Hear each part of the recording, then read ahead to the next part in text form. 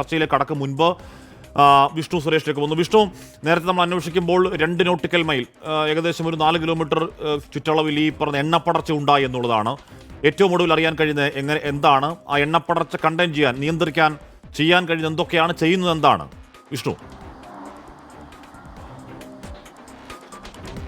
ഹാഷ്മി, ഈ എണ്ണച്ചോർച്ച അല്ലെങ്കിൽ അത് പരക്കുന്നത് തടയാനുള്ള ദൗത്യം വളരെ ശ്രമകരമാണ്. പക്ഷേ അതുമായി ബന്ധപ്പെട്ടുള്ള നടപടികൾ കോസ്റ്റ് ഗാർഡിന്റെ ഭാഗത്തുനിന്ന് ഇപ്പോഴും പുരോഗമിച്ചുകൊണ്ടിരിക്കുന്നു. പ്രത്യേകിച്ച് ICG സക്ഷം എന്ന രക്ഷാപ്രവർത്തനത്തിനുള്ള ഈ ഷിപ്പ് ഇപ്പോഴും അവിടെ തുടരുകയാണ്. അവർ പ്രധാനമായി ചെയ്യാൻ ഉദ്ദേശിക്കുന്നത് ഈ പ്രദേശത്തേക്ക്, ഈ എണ്ണ ഇത്തരത്തിൽ പരന്നു പിടിക്കുന്ന പ്രദേശത്തേക്ക് സ്പോട്ട് ചെയ്ത് അത് ബൂം ചെയ്ത് കളയുക എന്നുള്ളതാണ്. പക്ഷേ അതിവേഗത്തിൽ എണ്ണ പരക്കാനുള്ള സാധ്യത നിലവിലുണ്ട്. അതുകൊണ്ട് തന്നെ അത് കരയിലേക്കടക്കം എത്താനുള്ള സാധ്യതയും കൂടുതലാണ്.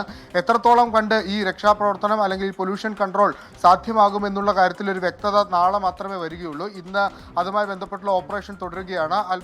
ഇന്ന് വൈകിട്ട് ഈ ഓപ്പറേഷൻ തിരിച്ചു വന്ന ഈ DIG, കോസ്റ്റ് ഗാർഡിന്റെ DIG തന്നെ വ്യക്തമാക്കിയത് ഞങ്ങളുടെ ആദ്യ ഫേസ് വിജയമാണ്. അതായത് ആദ്യ ഫേസ് എന്നവർ ഉദ്ദേശിക്കുന്നത് ഈ രക്ഷാപ്രവർത്തനമാണ്. 24 പേരെയും രക്ഷപ്പെടുത്തി. രണ്ടാമത്തെ ഫേസ് ആണ് ഈ പൊല്യൂഷൻ കൺട്രോൾ ചെയ്യുക എന്നുള്ളത്. അതിപ്പോൾ പുരോഗമിച്ചുകൊണ്ടിരിക്കുകയാണ്. അതുമായി ബന്ധപ്പെട്ടുള്ള കൂടുതൽ വിവരങ്ങളൊന്നും ലഭ്യമാക്കാനായിട്ടില്ല എന്നുള്ളതാണ്. ഒരല്പം ആശങ്ക നിലവിൽ നമുക്ക് വേണ്ട ഒരു സാഹചര്യം തന്നെയാണുള്ളത്. പ്രത്യേകിച്ച് ബയോഡൈവേഴ്സിറ്റിയുമായി ബന്ധപ്പെട്ട് 367 ടൺ ഡീസലും അതോടൊപ്പം തന്നെ ഫർണസ് ഓയിലും ഒക്കെയാണ് ആ ഷിപ്പിലുള്ളത്. അത് ഒഴുകിയെത്തുന്ന ഘട്ടത്തിൽ ഉണ്ടാകാൻ പോകുന്ന പാരിസ്ഥിതിക ആഘാതവും ഈ ബയോഡൈവേഴ്സിറ്റി പ്രശ്നങ്ങളും ഒക്കെ വലുത് തന്നെയായിരിക്കും. ഇന്ന് മാത്രമല്ല, വരും ദിവസങ്ങൾ കൂടി നമ്മൾ സജീവമായ ചർച്ചയ്ക്കും അല്ലെങ്കിൽ സജീവമായ ശ്രദ്ധയ്ക്കും ഒക്കെ വിധേയമാക്കേണ്ടതാണ്. മാത്രമല്ല, കണ്ടെയ്നറുകൾ ഏത് തീരത്തേക്ക് അടുക്കുന്നു എന്ന കാര്യമൊക്കെ ഉണ്ട്. വിഷ്ണു, ഓക്കെ.